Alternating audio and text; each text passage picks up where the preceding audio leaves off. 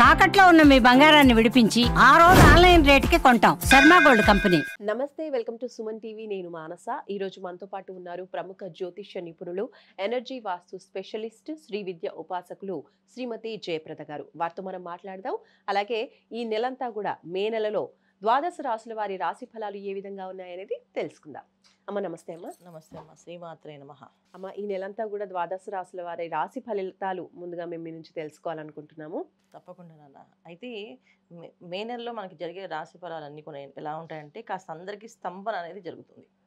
అంటే ఒక్కొక్క రాశికి ఒక్కొక్క ప్రభావం. కొంతమందికి అనారోగ్య సమస్య, కొంతమందికి ఆరోగ్య సమస్యలు, కొంతమందికి ఏమో ఆర్థికపరమైన సమస్యలు, కొంతమందికి కుటుంబంలో కాస్త కలహాలు, చిన్న చిన్న మనస్పర్ధలు ఇవే జరిగే అవకాశాలు ఎక్కువగా ఉన్నాయి. ఎందుకంటే ఈ ప్రభావం ఒక మాస ఫలితాలు మే నెలలో జరిగేవి మాత్రమే కాదు.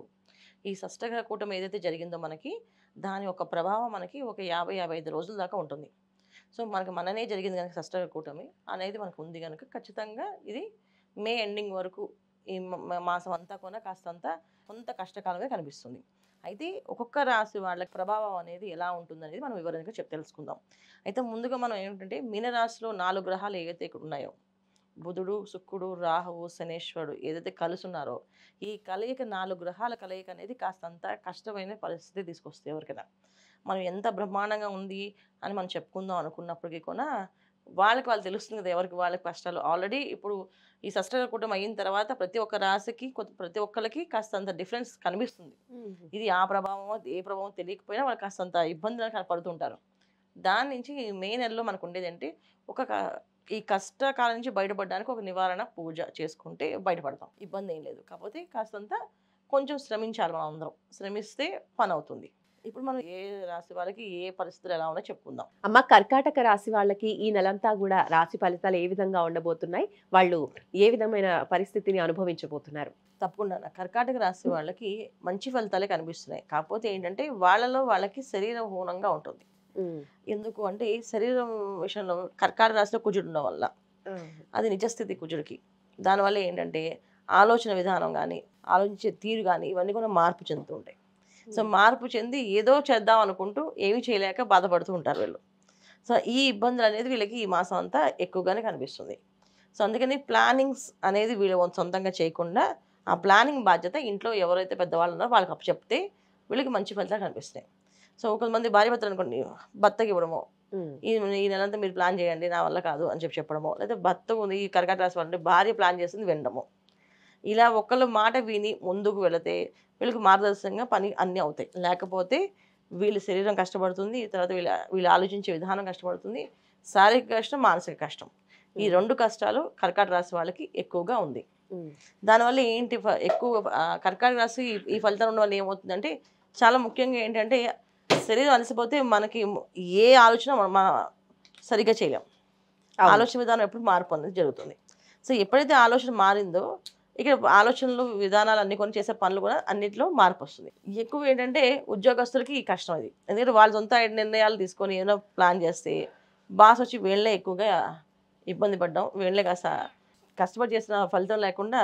సో ఎక్కువగా ఉద్యోగస్తులు బాగా కష్టపడే అవకాశం కనిపిస్తుంది ఈ కర్కాటక రాశి వాళ్ళు. ఉద్యోగస్తులు జాగ్రత్తగా ఉండడము, ఇంట్లోంచి బయటికి వెళ్ళినప్పుడు కాస్త మంచి శకునాలు చూసుకొని బయలుదేరడము, ఇంతకుముందు లేకపోతే ఇప్పుడు అలవాటు చేసుకుని వెళ్తే మంచి ఫలితాలు. అంటే అలవాటు ఉన్నప్పుడు మంచి ఫలితాలు, ఇబ్బంది లేదు. అలవాటు లేని వాళ్ళు అలవాటు చేసుకోవడం మంచిది. ఇంకా ఏంటంటే ఈ రాశి వాళ్ళకి అనారోగ్య సమస్యలు, థ్రోట్ సంబంధించిన ఇన్ఫెక్షన్ కానీ హార్మోన్స్ ఇన్బ్యాలెన్స్ కానీ అయ్యే అవకాశాలు ఎక్కువగా ఉన్నాయి.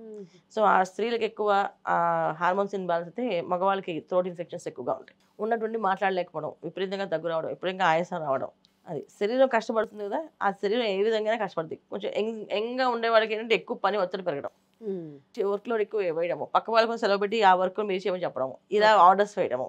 ఇది ఇక వ్యాపారస్తుల విషయానికి వస్తే వ్యాపారస్తులు కాస్తంత డబ్బు నీళ్ళలా ఖర్చు అవ్వడం, ఏ ప్లాన్ చేస్తే దానికి ఆపోజిట్ అవ్వడం, పర్టికులర్గా అన్ని ఆలోచించి మరి ప్లాన్ చేసి ఎందుకు ఇంత ఖర్చు అయింది అని అనుకుంటారు, అవుతుంది.